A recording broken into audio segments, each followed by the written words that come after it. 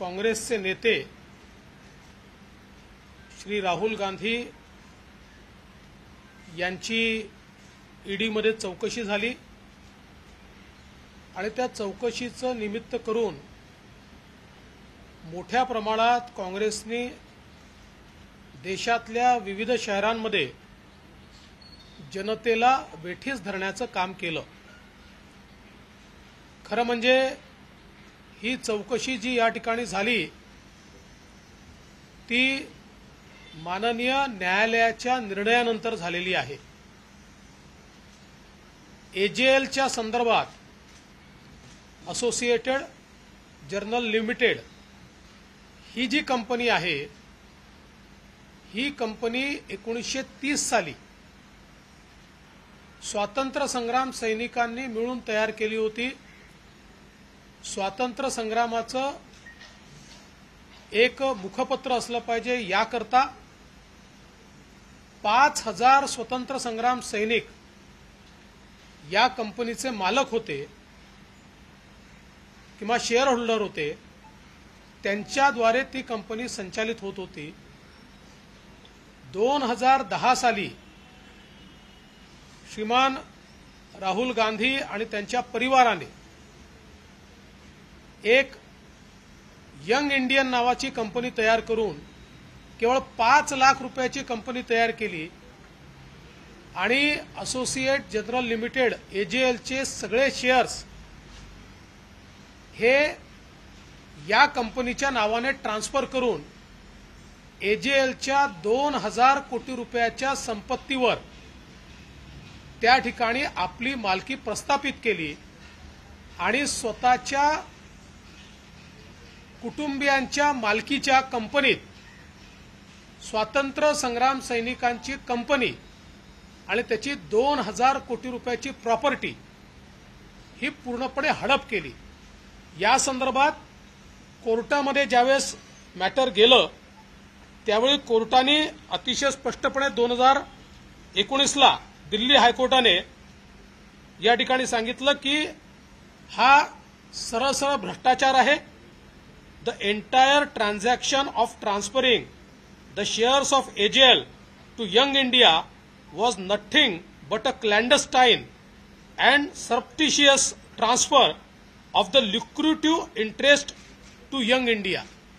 पूर्णपणे हा भ्रष्टाचार असल्याचं दिल्लीच्या माननीय उच्च न्यायालयाने सांगितल्यानंतरच ईडीने या संदर्भातली कारवाई सुरू केली आणि त्या कारवाईच्या अंतर्गत हे सगळे पुरावे मिळाल्यानंतरच अशा प्रकारची चौकशी ही सुरू करण्यात आली आहे। आणि म्हणून मला असं वाटतं या संदर्भात जे काही वातावरण तयार करण्याचा प्रयत्न, विक्टिम कार्ड खेळण्याचा प्रयत्न हा काँग्रेसच्या वतीनं केला जातोय हा चुकीचा आहे। 5000 स्वातंत्र्य संग्राम सैनिकांची 2000 कोटी रुपयाची संपत्ती ही हडपल्याच्या प्रकरणी ही चौकशी आहे आणि मला असं वाटतं एजेएल ही राष्ट्रीय संपत्ती आहे आणि ती जर कोणी प्रायव्हेट संपत्ती करत असेल तर त्या संदर्भात अशी कारवाई होणं हे अत्यंत स्वाभाविक आहे। मला असं वाटतं की काँग्रेस पक्षानं याचा बाऊ करण्याच्या ऐवजी ही जी काही या ठिकाणी चौकशी चालली आहे ही चौकशी फेस केली पाहिजे। Associated General Limited AJL company के मामले में आज राहुल गांधी कांग्रेस के नेता इन्हें ईडी ने बुलाया था और इस बात के ऊपर पूरे देश में कांग्रेस ने हंगामा खड़ा करके ये प्रयास किया कि मानो उनको विक्टिमाइज किया जा रहा है, किंतु एजेएल ये कंपनी 1930 में तैयार हुई थी। भारतीय स्वातंत्र्य संग्राम को एक न्यूज़पेपर, एक मुखपत्र चाहिए। इस दृष्टि से स्वतंत्र संग्राम सेनानियों ने एजेएल की स्थापना की थी। 5000 स्वतंत्र संग्राम सेनानी एजेएल के शेयर होल्डर्स थे। उन्हीं की मालकियत एजेएल के ऊपर थी। 2010 में श्रीमान राहुल गांधी जी, इनके परिवार ने यंग इंडिया नामक एक कंपनी तैयार की और पूरे एजेएल के शेयर्स और उसकी 2000 करोड़ रुपए की संपत्ति ये यंग इंडिया इस कंपनी को हैंडओवर कर दी गई, उसमें ट्रांसफर कर दी गई। मात्र 5 लाख रुपए खर्चा करके यंग इंडिया कंपनी शुरू की गई थी और स्वतंत्र संग्राम सेनानियों के मालकियत की एजेएल को और 2000 करोड़ की उसकी संपत्ति को उन्होंने हथिया लिया। इसके ऊपर जब कोर्ट में सुनवाई हुई तो दिल्ली हाई कोर्ट ने इसमें निर्णय देते समय कहा कि एजेएल और यंग इंडियन के बीच जो शेयर ट्रांसफर हुआ है वो भ्रष्टाचार से प्रेरित है और उनकी टिप्पणी थी, the entire transaction of transferring the shares of AJL to young India was nothing but a clandestine and surreptitious transfer of the lucrative interest of Young India। सीधे सीधे इसको भ्रष्टाचार से प्रेरित ये हाईकोर्ट ने बताने के बाद ईडी ने इसमें कार्रवाई शुरू की। होना तो ये चाहिए था कि जो हमारे स्वतंत्रता संग्राम सेनानियों ने तैयार की हुई कंपनी है, ये राष्ट्रीय धरोहर है, इसका राष्ट्रीयकरण होना चाहिए था, ये राष्ट्र के नाम होनी चाहिए थी। लेकिन उसकी 2000 करोड़ की संपत्ति पर आंख रख के उसको जिस प्रकार से राहुल गांधी और उनके परिवार ने हथियाया, मैं ऐसा मानता हूं कि एक प्रकार से बहुत बड़ी लूट है और इसी के कारण इस प्रकार से उनको बुलाया गया है। जो कांग्रेस पार्टी ये दिखाने का प्रयास कर रही है कि एजेंसियां उनको विक्टिमाइज कर रही है, बिल्कुल गलत है। बिल्कुल सीधे सीधे सबूत इसमें दिखाई पड़ते। एक और बात, दिल्ली में एक पोस्टर दिखने को मिला जिस पर वो कहते हैं मैं राहुल गांधी हूं, मैं सावरकर नहीं हूं, मैं माफी नहीं मांगूंगा। स्वतंत्र वीर सावरकर ने देश के लिए, देश की स्वतंत्रता के लिए 11 वर्ष अंडमान के सेलुलर जेल में कोलू चलाया। उनके जितना लंबा समय कोई भी स्वतंत्र संग्राम सेनानी काले पानी के लिए जेल में नहीं रहा और ऐसे सावरकर को अपमानित करते हुए और स्वतंत्र संग्राम सेनानियों की कंपनी को हड़प कर 2000 करोड़ का भ्रष्टाचार करने वाले, ये मैं तो ऐसा मांगता हूं कि सावरकर जी का अपमान करने के लिए देश की माफी मांगे। क्या जिस तरीके से मुंबई के भीतर तमाम हजारों की संख्या में कांग्रेसी उतरे और उन्होंने कहा कि एजेंसियों का इस्तेमाल चुनाव से लेकर के जो इनके विपक्ष की बात करता है, जो इनको रोकता है, उन सब के ऊपर किया जा रहा है। मैंने बहुत साफ शब्दों में अभी बताया कि एजेएल की 2000 करोड़ की संपत्ति, स्वतंत्र संग्राम सेनानियों की संपत्ति, अपनी 5 लाख रुपए की कंपनी खोलकर हड़पने का काम राहुल गांधी जी और उनके परिवार ने किया। यह स्पष्ट रूप से जब हाईकोर्ट में एस्टैब्लिश हुआ उसके बाद एजेंसियां काम कर रही है। इस देश में आम आदमी के लिए एक न्याय और गांधी परिवार के लिए दूसरा न्याय नहीं हो सकता। कोई भी भ्रष्टाचार करता है तो उसके ऊपर कार्रवाई होगी, एजेंसियां करेगी। कांग्रेस जितना विक्टिम कार्ड खेले, ये कार्रवाई हाईकोर्ट के निर्णय के बाद हो रही है और पुख्ता सबूतों के साथ हो रही है। कंपनी आहे बँड्रामध्ये, त्यासाठी जो तुम्ही मुख्यमंत्री होता, तुम्ही बॅनर्जी कमिटी जी होती ती स्थापित केली होती आणि चौकशी केली होती, मात्र ती पूर्ण झाली नाही। तर आता ह्याच्यापुढे देखील त्याचा एजेएलचे जेवढे ॲसेट्स आहेत ते सगळे याच्यात आता इन्क्लुडेड आहे. सर, विधान परिषद निवडणुकीला 10 जागेसाठी 11 उमेदवार रिंगणात आहेत. काय प्रतिक्रिया द्याल? राज्यसभा तुम्ही असं आहे की आमची अपेक्षा अशी होती की सत्तारूढ पक्षाने ही निवडणूक बिनविरोध करावी. सत्तारूढ पक्षातही काही लोकांनी हा प्रयत्न केला, परंतु ती बिनविरोध होऊ शकली नाही. आम्ही 5 जागा या ठिकाणी लढवतोय. मी काल परवाही सांगितलं की सत्तारूढ पक्षामध्ये खूप मोठा अनरेस्ट आहे आणि त्या अनरेस्टला कुठेतरी जागा हवी आहे, म्हणून आम्ही 5वी जागा लढवतो. 5वी जागा लढवत असताना त्याचे काही आराखडे आम्ही तयार केले आहेत. हे खरं आहे की हे सोपं नाही आहे, पण मला विश्वास आहे की आम्ही 5वी जागा निश्चितपणे निवडून आणू. नेमकं तुमचं तिथून महाविकास आघाडीच्या काही नेत्यांनी तुमच्याशी बातचीत केली होती का? या संदर्भात बिनविरोध व्हावी अशी त्यांची मत काँग्रेसने मागायला नाही. सत्तारूढ गटांकडनं माझ्याशी चर्चा झाली होती.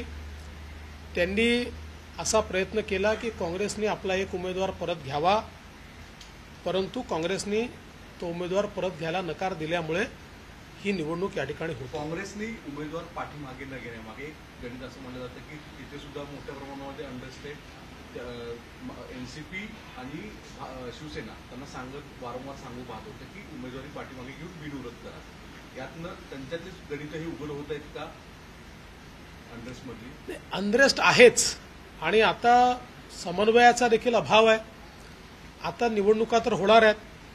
आता या निवडणुकीमध्ये हा अनरेस्ट कसा आहे, किती आहे, हे आपल्या सगळ्यांना पाहायला मिळेल. संजय राऊत यांनी आरोप केला होता की एक मिनिट संजय राऊत यांनी आरोप केला होता की ईडी त्यांना काही तत्वावर भाडे तत्वावर द्या, ते देखील तुमचं मत स्वतः शिवसेनेला देतील. हे तर दिसेल का परत? असं आहे की असले जोकर सारखे स्टेटमेंट, मी त्यांना जोकर म्हणत नाही आहे, पण जोकर सारखे स्टेटमेंट ते रोजच करत असतात. त्याच्यामुळे त्याच्यावर काय उत्तर द्यायचं? राज्यसभेप्रमाणे विधान परिषदेतही चमत्कार दिसेल काय? बघा, मी चमत्कार वगैरे काही म्हणत नसतो. मी फार जास्त बोलतही नसतो. मला हा विश्वास आहे की आमचा 5वा उमेदवार निवडून येईल. मात्र त्यांनी आज नॉमिनेशन माघार घेतलेलं आहे. नेमकं काय कारण आहे त्यांना माघार घेतलं? असं आहे की आमच्याकडे आम्ही 6 लढवायचे की 5 लढवायचे या संदर्भातली चर्चा केली आणि सगळ्यांची चर्चा केल्यानंतर आमचे अध्यक्ष चंद्रकांतदादा पाटील यांनी सगळ्यांची चर्चा करून हा निष्कर्ष केला की आपण 5 लढवले पाहिजे, 6वी जागा लढवू नये, म्हणून आम्ही सदाभाऊ खोतांचा फॉर्म जो आहे तो परत घेतला. तुमचं झालं असेल तर मला एक दुसरा विषय बोलायचा. हिंदी में जानना चाहेंगे क्या हिंदी में क्या विधान परिषद को लेकर के जिस तरीके से 11 लोग अब कैंडिडेट मैदान में अब चुनाव. देखिए, ऐसा है कि भारतीय जनता पार्टी 5 उम्मीदवार लड़ा रही है. 5वें उम्मीदवार के लिए हमको अपेक्षा ये है कि आज जो सत्तारूढ़ पक्ष के एमएलएज में अनरेस्ट है, उस अनरेस्ट का हमको फायदा होगा और बड़े पैमाने पर वोट्स हमको मिलेंगे और 5वीं सीट भी हमको हमारी चुनकर आएगी और इसी दृष्टि से हमने 5 सीट लड़ाई है. आज ये प्रयास जरूर हुआ कि कांग्रेस अपनी एक सीट पीछे ले और निर्विरोध इस चुनाव को संपन्न किया जाए, लेकिन कांग्रेस ने उस बारे में मना किया और इसके कारण अब ये चुनाव होगा. शिवसेना और एनसीपी के अनुरोध के बाद भी कांग्रेस ने अपना उम्मीदवार पीछे नहीं लिया, तो क्या महाविकास अघाड़ी में समन्वय? देखिए, समन्वय तो है ही नहीं. समन्वय होता तो राज्यसभा में इस प्रकार की परिस्थिति नहीं तैयार होती. राज्यसभा में हमारे पास बहुत कम लोग थे और मतलब एक डेफिसिट था हमारे पास और ये खुला वोटिंग था. बावजूद उसके जब हम जीते हैं तो इसका सीधा मतलब है कि अनरेस्ट है. एक अत्यंत महत्त्वाचा विषय मला या ठिकाणी आज खरं म्हणजे महाराष्ट्रासमोर आणायचा आहे. ओबीसी राजकीय आरक्षणाच्या संदर्भात इम्पेरिकल डेटा तयार करण्याचं काम सुरू आहे.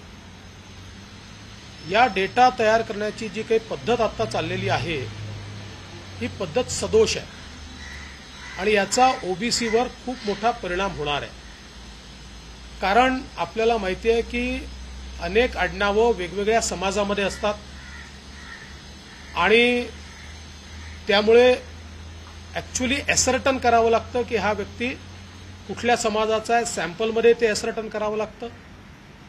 आत्ता ज्या प्रकारे हा सर्व्हे करणं चाललेलं आहे, यामध्ये ओबीसीची संख्या ही मोठ्या प्रमाणात घटलेली दिसेल अशा प्रकारचा हा सर्व्हे चाललेला आहे.